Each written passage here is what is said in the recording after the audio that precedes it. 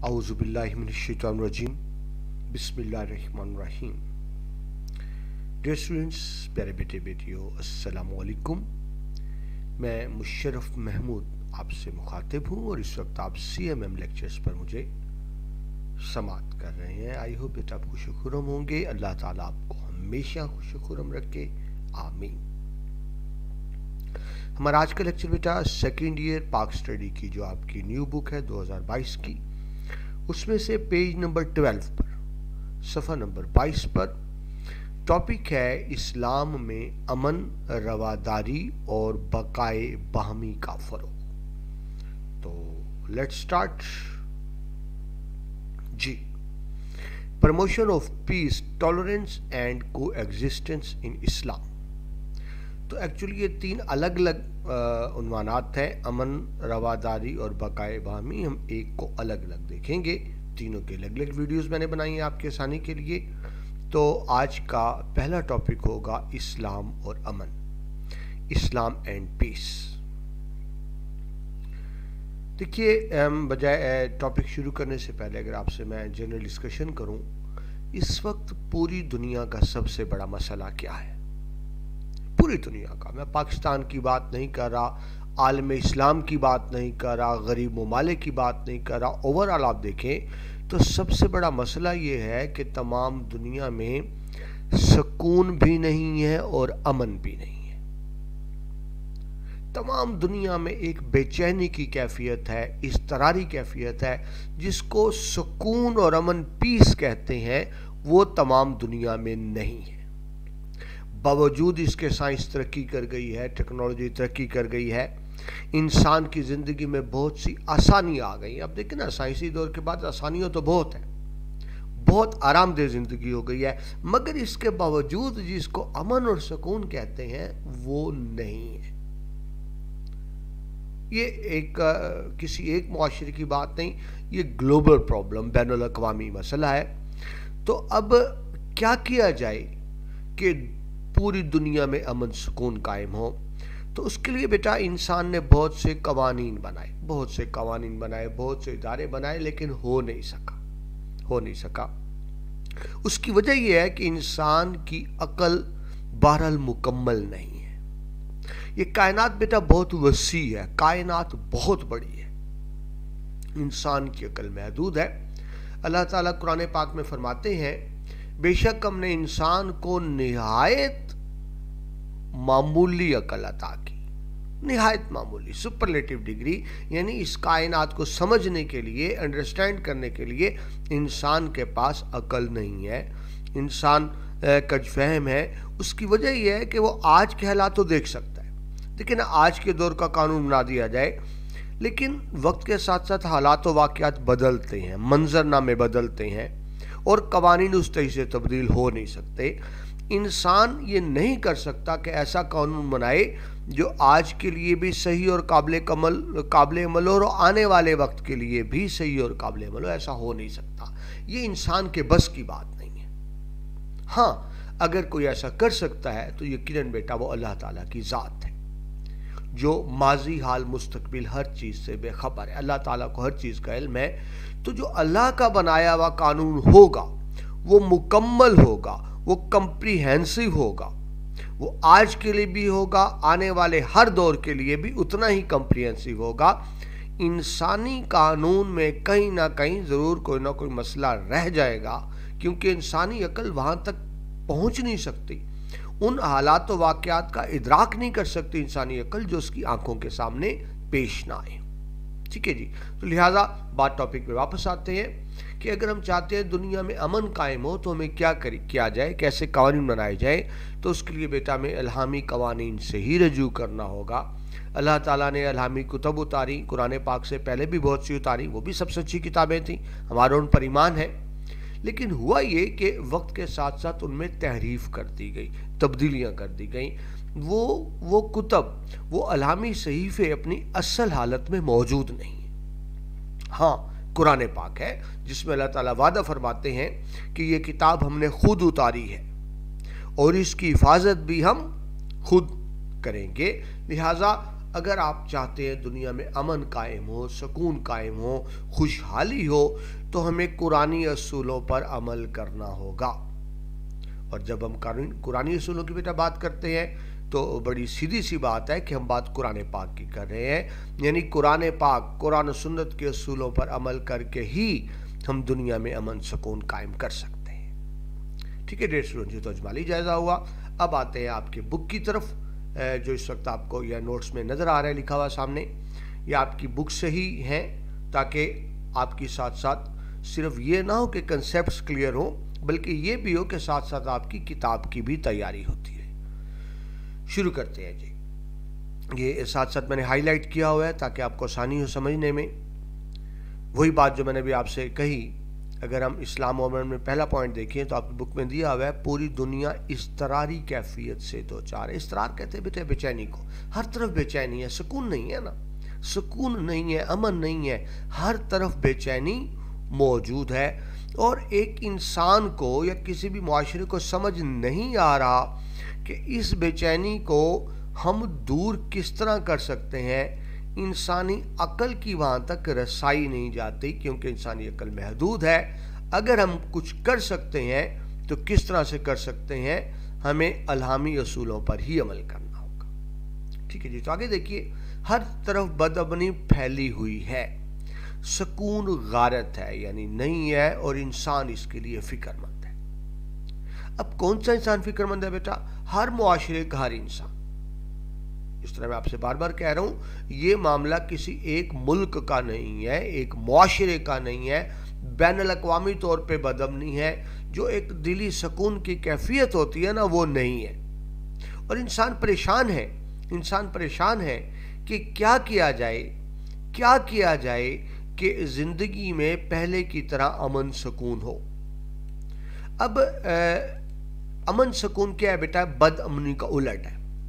بد امنی کیا ہے؟ امن نہ ہونا، سکون نہ ہونا، پریشانی ہونا، ٹھیک ہے، اس کو بد امنی کہیں گے۔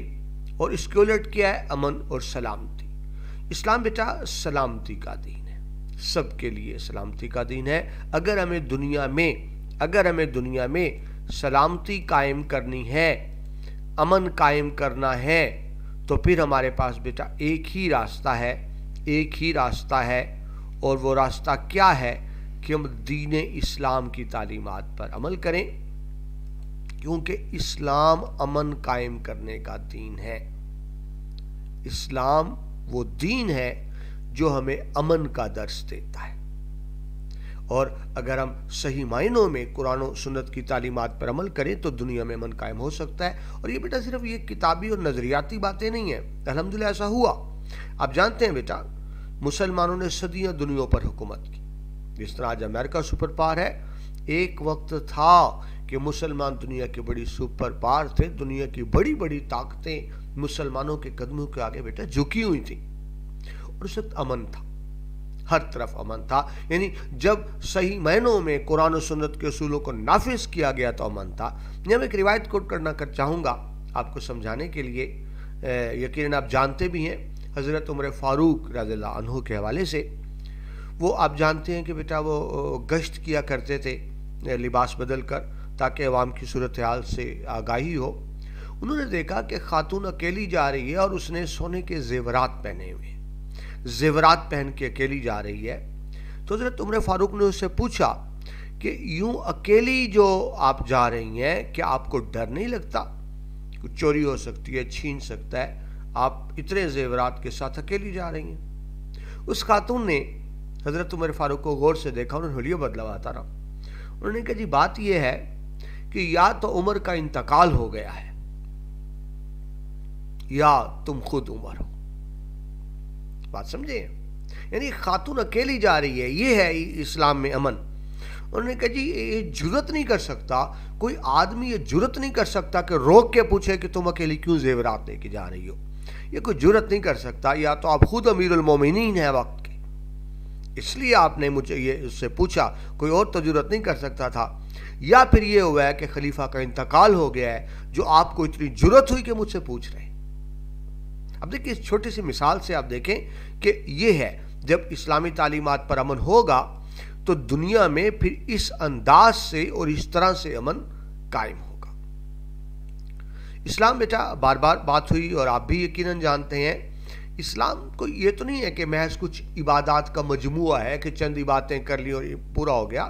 اسلام ایک مکمل ضابطۂ حیات ہے، کمپلیٹ کوڈ آف لائف ہے۔ اسلام کا اپنا معاشی نظام ہے، اپنا سیاسی نظام ہے، اپنا معاشرتی نظام ہے، اپنا سماجی نظام ہے، اور اگر اس پہ صحیح معنوں میں عمل کیا جائے تو کوئی وجہ نہیں ہے کہ دنیا میں امن سکون قائم نہ ہو سکے۔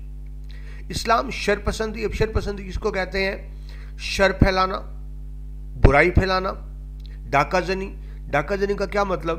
کہ طاقت کے بلبوتے پہ، اسلحہ کے بلبوتے پہ کسی سے اس کی جائیداد یا رقم چھین لینا۔ دہشت گردی، دہشت گردی کس کو کہتے ہیں؟ کہ طاقت کے زور پہ اپنے نظریات کو نافذ کرنا، یعنی میں جس کو ٹھیک کہوں دنیا اس کو ٹھیک سمجھے، اور جس کو میں غلط کہوں دنیا اس کو غلط سمجھے۔ دنیا میری نظریات کے مطابق چلے، اور اگر میری نظریات کے مطابق دنیا نہیں چلتی تو پھر ان کو مار دیا جائے، ان کو زندہ رہنے کا حق ہی کوئی نہیں ہے۔ یہ ہوتی ہے دہشت گردی، اور یقیناً اسلام دہشت گردی کے سخت خلاف۔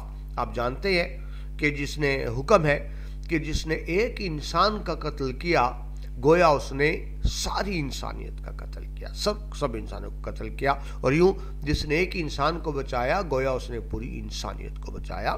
تو اسلام سخت خلاف دہشت گردی کے۔ آگے چلیے بدامنی، وہی بات ملک میں امن نہ ہونا، یعنی کوئی گھر سے نکلے تو ڈرا ہوا ہو، پتہ نہیں کیا ہو، میں زندہ آتا ہوں یا نہیں آتا، کچھ چوری ڈکیٹی اغوا واردات، ایسا نہ ہو، وہ پرامن طریقے سے گھوم سکے۔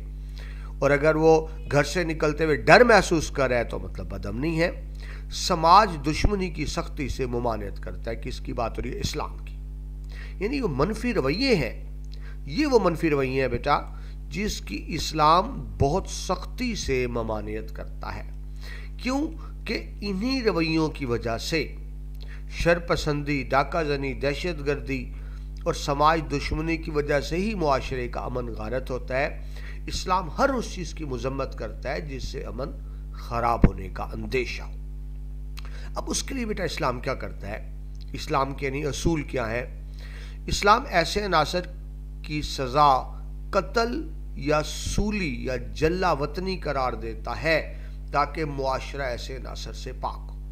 قتل کر دیا جائے، ان کو پھانسی دے دیا، سولی، جلا وطنی کہ ان کو اس علاقے کے لیے ہمیشہ سے نکال دیا جائے کہ وہ دوبارہ کبھی اس علاقے میں آ بھی نہ سکیں، یہ سزائیں۔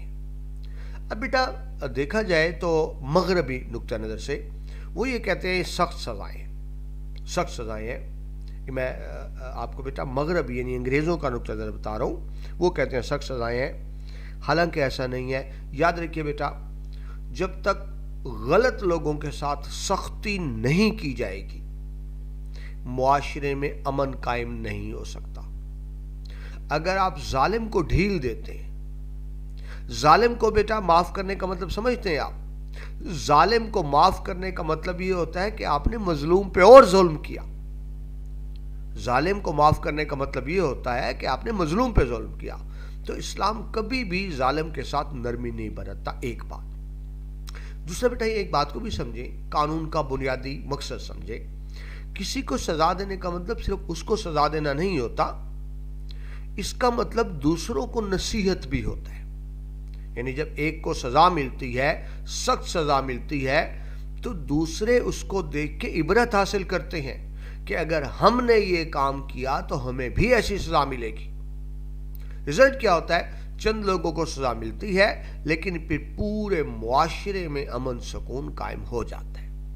اب بات کو الٹ کر لیں، اگر سخت سزائیں نہ ہوں، نرم سزائیں ہوں یا معاف کر دیا جائے تو اس سے کیا ہوگا؟ مجرم تو چھوٹ جائے گا، وہ دوبارہ جرم کرے گا، اور دوسرے لوگوں کی بھی حوصلہ افزائی ہوگی کہ اچھا پھر تو ہم بھی ایسے ہی کریں، اس میں تو کوئی سزا نہیں ملتی۔ تو رزلٹ کیا نکلے گا؟ معاشرے میں مزید بدامنی پھیلے گی، معاشرے میں مزید جرائم پھیلیں گے، معاشرے میں مزید دہشت گردی پھیلے گی۔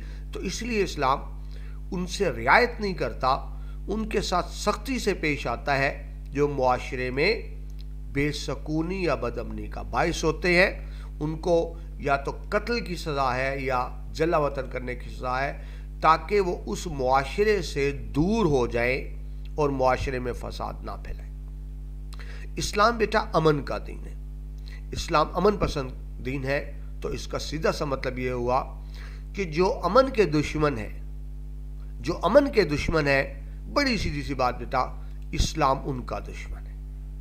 لیکن سیدھی سی بات ہے نا، کیونکہ اسلام امن کا دین ہے، لہذا جو لوگ امن کی مخالفت کرتے ہیں، اسلام ان کی شدید مخالفت کرتا ہے، ان کو سخت سزائیں دینے کے حق میں ہے اسلام۔ کیوں ان کو سخت سزائیں دینے کے حق میں کیوں ہے؟ تاکہ ان کو بھی سزا ملے اور دوسروں کے لیے بھی مقام عبرت ہو۔ یہ حقیقت ہے بیٹا، جب چند لوگوں کو سزا ملتی ہے تو سب کو سزا دینے کی ضرورت نہیں پڑتی، باقیوں کو خود بخود سمجھ آ جاتی ہے، باقی خود بخود عبرت حاصل کرتے ہیں۔ ٹھیک ہے بیٹا، اسی بات کو اسلام امن کے والے سے قرآن پاک میں اللہ تعالیٰ فرماتے ہیں، جو یقیناً ہمارے لیے رہنمائی کی کتاب اور واحد رہنمائی کی کتاب۔ اللہ فرماتے ہیں سورہ المائدہ کی آیت نمبر 32 میں، جس نے کسی جان کو بغیر کسی بدلے یا زمین میں فساد مچانے کے لیے قتل کیا تو گویا اس نے تمام انسانوں کو قتل کیا۔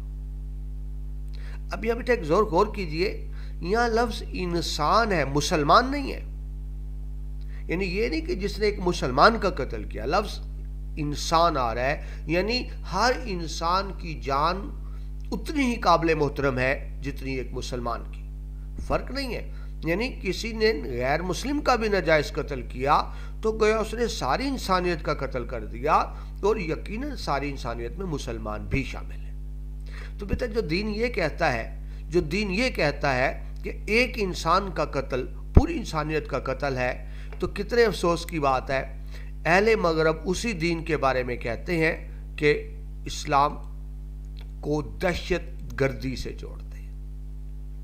اب یہ بیٹا بڑی انٹرسٹنگ بات، یقیناً ذہن میں سوال آتا ہے کہ اسلام تو امن کا دین ہے، اہل مغرب ہمیں دہشت گرد کیوں سمجھتے ہیں، یا اہل مغرب کو یہ نظریہ اس طرح کا کیوں بناتے ہیں کہ مسلمان دہشت گرد ہیں؟ تو بچہ میں آپ کی کتاب میں تو ایسی بات نہیں ہے، لیکن میں آپ کو سمجھانے کے لیے بتاؤں، اس کی وجہ بیٹا بڑی سمپل سی ہے۔ دین اسلام سچا مذہب ہے، اور دین اسلام دنیا میں تیزی سے پھیل رہا ہے۔ یعنی یہ سمجھیں، جس کو کنورژن کہتے ہیں نا، ایک مذہب سے دوسرے مذہب میں جانا، تو سب سے زیادہ کنورژن اسلام میں ہو رہی ہے، لوگ اسلام کی طرف آ رہے ہیں۔ کیوں؟ امن پانے کے لیے، سلامتی پانے کے لیے، سکون پانے کے لیے، اور اہل مغرب کو یہ بات ہضم نہیں ہوتی۔ وہ خوف زدہ ہیں کہ اسلام اسی رفتار سے بڑھتا رہا تو ایک وقت آئے گا کہ اسلام دنیا کا سب سے بڑا مذہب بن جائے گا، لہٰذا وہ اس چیز کو روکنے کے لیے اسلام کے خلاف جھوٹا پروپیگنڈا کرتے ہیں کہ دہشت گردی کا مذہب ہے، حالانکہ حقیقت تو یہ ہے کہ دنیا میں سب سے زیادہ امن کا مذہب اسلام ہی ہے۔ ٹھیک ہے، لیکن اہل مغرب ہم پہ دہشت گردی کا الزام کیوں لگاتے ہیں؟ تو میں نے اس کی وضاحت کی تاکہ آپ کا ذہن ذرا کلیئر ہو جائے۔ آگے چلیے جی، نیکسٹ آپ کی بک میں لکھا ہوا ہے، اسلام نے جرائم کے سدباب اور امن و امان کے قیام کے لیے کچھ رہنما اصول طے کیے ہیں، جن پر عمل کرنے سے یہ دنیا امن کا گہوارہ بن سکتی ہے۔ ٹھیک ہے، میرا ٹاپک کیا ہے کہ دنیا میں امن کیسے قائم ہوگا؟ تو دین اسلام جو دین فطرت بھی ہے، جو سچا دین بھی ہے اور قیامت تک کا سچا دین ہے، اس نے کچھ اصول بتائے۔ اگر ان اصولوں پر عمل کریں، تو کوئی شک نہیں کہ دنیا میں بہت اچھے انداز سے اسلام تمام دنیا میں امن سلامتی قائم ہو جائے گی۔ اب وہ کیا اصول بتائیں آپ کی بک کے مطابق بیٹا؟ پہلا اصول، اسلام یہ بتاتا ہے کہ اگر دنیا میں امن و سکون چاہتے ہو تو ایک اللہ پر ایمان لے آؤ، اپنی اصلاح کر لو اور اچھے کام کرو۔ دنیا میں من چاہتے ہو تو کیا کرو؟ اللہ پہ ایمان لے آؤ۔ اب دیکھیں بیٹا، جو اللہ پر ایمان لائے گا، جو الحمدللہ مسلمانوں کا ہے، تو اس کو اس پہ بھی ایمان لانا پڑے گا کہ روز آخرت بھی ہے، مرنے کے بعد ایک دن اللہ کے سامنے پیش بھی ہونا ہے، اور اپنے تمام اعمال کا جواب بھی دینا ہے، تو پھر وہ کسی پر ظلم نہیں کرے گا، پھر وہ کسی پر ظلم نہیں کرے گا۔ اور یوں بات کلیئر ہو گئی، اگر بیٹا ہر شخص ظلم کرنے سے باز آ جائے، اگر ہر شخص ظلم کرنے سے باز آ جائے تو پھر سیدھی سی بات ہے اپنے آپ دنیا میں امن قائم ہو جائے گا۔ ٹھیک ہے جی، تو امن قائم کرنے کے لیے اسلام کیا کرتا ہے، کیا بات کرتا ہے کہ اللہ پر ایمان لے آؤ، جو اللہ پر ایمان لے آئیں گے تو ان کے لیے امن ہے۔ اور بڑی سمپل سی بات کہ اگر سب لوگ، تمام دنیا حق پر اللہ پر ایمان لے آئے تو پھر تمام دنیا میں یقیناً امن قائم ہو سکتا ہے۔ آگے قرآن مجید میں مزید فرمایا سورہ الانعام آیت نمبر 48 میں، اور ہم رسولوں کو بھیجتے رہے کہ صرف خوشخبری سنانے والے اور ڈرانے والے بنا کر، تو جو شخص ایمان لائے اور اصلاح کر لے، یعنی اپنی اصلاح کر لے، تو ان کے لیے نہ کوئی خوف ہے اور نہ وہ غمگین ہوں گے۔ ٹھیک ہے جی، یعنی ان کو دنیا میں کبھی غم نہیں آئے گا، اور جو غم نہیں آئے گا تو وہ سکون میں رہے گا۔ مسئلہ تو یہی ہے، دنیا میں بے سکونی ہے۔ ایک کوشچن مارک ہے کہ امن کیسے کام کیا جائے، سکون کیسے قائم ہو، ہم کیا کریں کہ ہماری زندگی میں سکون آ جائے، ہمارے معاشرے میں امن آ جائے۔ تو اس کے لیے کیا بتایا گیا کہ رسولوں پر ایمان لانا، یعنی رسولوں کی باتوں کو ماننا۔ جو ایسا کرے گا تو پھر اس کی زندگی سے ڈر نکل جائے گا، اس کی زندگی سے خوف نکل جائے گا، وہ کبھی غمگین نہ ہوگا۔ شرط کیا بتائی گئی کہ جو اللہ کے رسول آ کر بتاتے ہیں ان چیزوں پر عمل کیا جائے، یعنی انبیاء کی اطاعت کو، یعنی اس کو سادہ لفظوں میں آپ یوں سمجھیں کہ انبیاء کی اطاعت کو بتایا گیا کہ انبیاء کی اطاعت سے دنیا میں امن آئے گا، خوف اور ڈر کی فضا ختم ہوگی۔ آگے دیکھیے، ایمان اور امن دونوں ایک دوسرے کے لیے لازم و ملزوم ہیں۔ دنیا میں ایمان کے بغیر امن کا قیام ناممکن ہے، جس کو انگلش میں آپ ریسیپروکل کہتے ہیں نا، یعنی اگر ایمان ہے تو امن ہوگا، اور اگر کہیں امن ہے تو اس کا ایک ہی مطلب ہے کہ وہاں ایمان ہے۔ ایمان کے بغیر امن قائم نہیں ہو سکتا، یعنی اگر آپ چاہتے ہیں دنیا میں امن قائم ہو تو اس کا ایک ہی طریقہ ہے کہ اسلام کے اصولوں پر عمل کیا جائے، قرآن و سنت پر عمل کیا جائے۔ قرآن پاک پر عمل کرنا اس چیز کی گارنٹی ہے کہ دنیا میں امن سکون قائم ہو جائے گا، کیونکہ بیٹا اسلام جو ہے وہ امن کا ہی دین ہے۔ ٹھیک ہے جی، تو یہ پہلا پوائنٹ تھا۔ ہم پوائنٹس پڑھ رہے ہیں کہ دنیا میں امن قائم کرنا ہے تو ہمیں کیا کرنا ہوگا۔ تو پہلا آپ نے کیا پڑھا کہ اللہ پر ایمان لانا ہوگا، یہ اگر جو کرتے ہیں تو پھر وہ امن میں آ جاتے ہیں۔ ٹھیک ہے، ایمان اسلام کا کیا مطلب ہے؟ اسلام کا لفظی مطلب کیا ہے؟ سلامتی میں آنا، وہ سلامتی میں آ جاتے ہیں جو اسلام قبول کرتے ہیں۔ یہ پہلا پوائنٹ تھا بیٹا۔ دوسرا پوائنٹ دیکھیں، قیام امن کا دوسرا اصول یہ ہے کہ عبادت صرف اللہ کی ہونی چاہیے، اس میں کسی قسم کی ملاوٹ نہیں ہونی چاہیے، اور تمام علائشوں سے پاک عبادت کے نتیجے میں امن قائم ہوگا۔ بیٹا اللہ تعالیٰ کی توحید کے حوالے سے آپ فرسٹ اسلامیات میں تفصیل سے پڑھ چکے ہیں۔ اللہ کون؟ اللہ وہ جو ذات میں ایک، اللہ وہ جو صفات میں ایک، اللہ وہ جو صفات کے تقاضوں میں ایک۔ صرف اللہ ہی کی عبادت کرنی ہے، صرف اللہ کے آگے جھکنا ہے، اللہ سے ہی ڈرنا ہے۔ اللہ کے ساتھ بیٹا کسی کو شریک کرنا کیا کہلاتا ہے؟ شرک کہلاتا ہے، اور شرک ہر حال میں ناقابل معافی گناہ ہے، جس کی کوئی بھی جس میں معافی کی گنجائش نہیں ہے۔ تو امن کا دوسرا اصول کیا؟ اللہ پر ایمان لانا۔ جو اللہ پر ایمان لائے گا تو اس کا پھر وہی مطلب، اس کا مطلب ہے کہ وہ قرآن پاک پر بھی ایمان لائے گا، اور جو قرآنی تعلیمات پر عمل کرے گا تو پھر وہ دنیا میں امن قائم کرنے کا سبب بنے گا، اس کی اپنی زندگی میں امن سکون میں ہوگی اور وہ دوسروں کے لیے بھی امن اور سلامتی ہی مانگے گا. اور وہی بات کہ اگر اللہ کے دین کو پوری دنیا میں نافذ کیا جائے تو کوئی شک نہیں کہ دنیا میں امن قائم ہو سکتا ہے. اللہ تعالیٰ بیٹا قرآن پاک میں فرماتے ہیں جو لوگ ایمان لائے اور انہوں نے اپنے ایمان کو ظلم سے نہیں ملایا یہی لوگ ہیں جن کے لیے امن ہے اور وہی ہدایت یافتہ ہیں. سورہ الانعام کی آیت نمبر 82. اب دیکھیں بیٹا ہم نے ابھی پڑھا کہ امن کا الٹ ظلم ہے. ظلم کیا ہے؟ حقدار کو اس کا حق نہ دینا. جو جس عزت کا مرتبے کا مقام کا مستحق ہے وہ اس کو نہ دینا. یہ کیا کہلائے گا؟ یہ ظلم کہلائے گا. ٹھیک ہے جی. تو وہ لوگ جو ظلم سے بچے رہے یعنی دوسروں کو ان کا حق دیتے رہے دوسروں کی حق تلفی نہیں کی تو کیا کہا گیا؟ ان کے لیے امن ہے اور وہی ہدایت یافتہ ہے. اور بیٹا ہدایت کس کی طرف سے ہوتی ہے؟ اللہ کی طرف سے. ہدایت اللہ کی طرف سے ہوتی ہے. بیٹا کبھی بھی تکبر نہیں کرنا چاہیے اپنی نیکی پر. اگر ہم کوئی نیک کام کرتے ہیں نا بیٹا، اگر ہم کوئی نیک کام کرتے ہیں تو یہ اللہ تعالیٰ کی توفیق ہوتی ہے. اس میں ہمارا کوئی کمال نہیں، ہمارا کوئی کمال نہیں، اللہ تعالیٰ کی توفیق ہوتی ہے جب کوئی نیکی کرتے ہیں. اور ایسے بیٹا جب ہم کسی گناہ سے بچتے ہیں، موقع ہونے کے باوجود گناہ سے بچتے ہیں تو یہ بھی اللہ کی طرف سے ہی احسان ہے. ورنہ بیٹا ہم میں نہ نیکی کرنے کی طاقت ہے اور نہ گناہ سے بچنے کی قوت ہے. یہ اللہ کی طرف سے ہی انعام ہے، یا جس طرح سے بتایا گیا اللہ کی طرف سے ہی ہدایت ہے. ٹھیک ہے جی.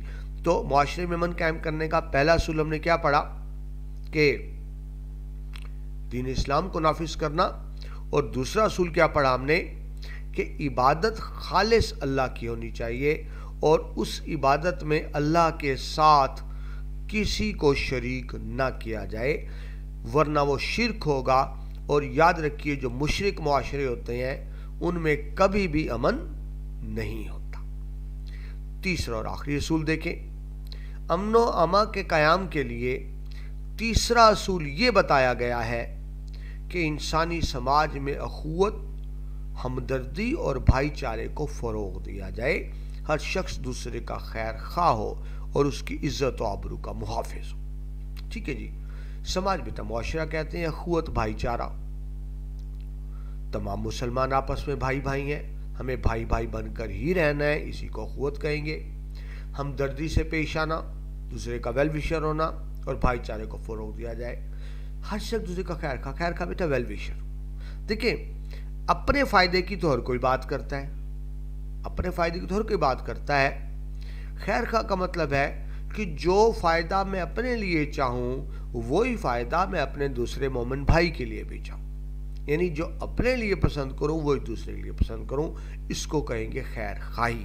ہر شخص دوسرے کا خیر خواہ ہو، ہر شخص دوسرے کی عزت آبرو کا محافظ ہو. اب دیکھیں بیٹا جب ہر شخص ویل وشر بنے گا دوسرے کا تو پھر کیا معاشرے میں امن قائم نہیں ہوگا؟ یقیناً قائم ہوگا، یقیناً قائم ہوگا. تو تیسرا اصول یہ ہے امن قائم کرنے کا کہ معاشرے میں اخوت اور ہمدردی کو فروغ دیا جائے. یہ تیسرا اصول. آگے چلیں بیٹا. چند آیات کے بعد اگر ہم احادیث کی طرف آئیں تو نبی پاک مصطفیٰ صلی اللہ علیہ وآلہ وسلم نے فرمایا ہے، صحیح بخاری کی حدیث نمبر 13، تم میں سے کوئی شخص ایمان والا نہیں ہو سکتا جب تک وہ اپنے بھائی کے لیے وہی چیز پسند نہ کرے جو اپنے لیے کرتا ہے. یہ بیٹا وہی بات ہے جو آپ نے پہلے پڑھا، خیر خواہ. ٹھیک ہے. جو میں اپنے لیے چاہوں، جو خواہش میں اپنے لیے کروں وہی خواہش دوسرے کے لیے بھی کروں. جو کھانا میں خود کھاؤں اپنے بھائی کو وہی کھلاؤں. جو لباس خود پہنوں بھائی کو وہی پہناؤں. یعنی دوسروں کا بھی خیال رکھنا تو ہے نا جی. اپنے لیے تو سبھی جیتے ہیں اس جہاں میں، ہے زندگی کا مقصد اوروں کے کام آنا. بیٹا میں پہلے ایک دفعہ نہیں آپ کو بار بار وضاحت کر چکا ہوں.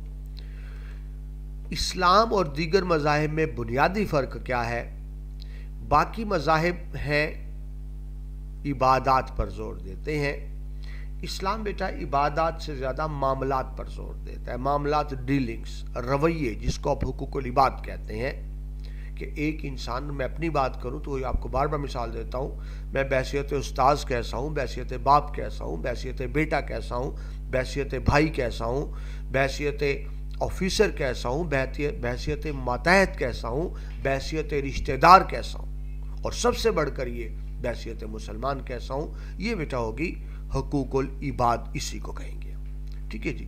تو ہر شخص جو ہوگا جب دوسرے کا ویل وشر ہوگا تو کیا ہوگا؟ معاشرے سے خانہ جنگی، دہشت گردی خود بخود ختم ہو جائے گی۔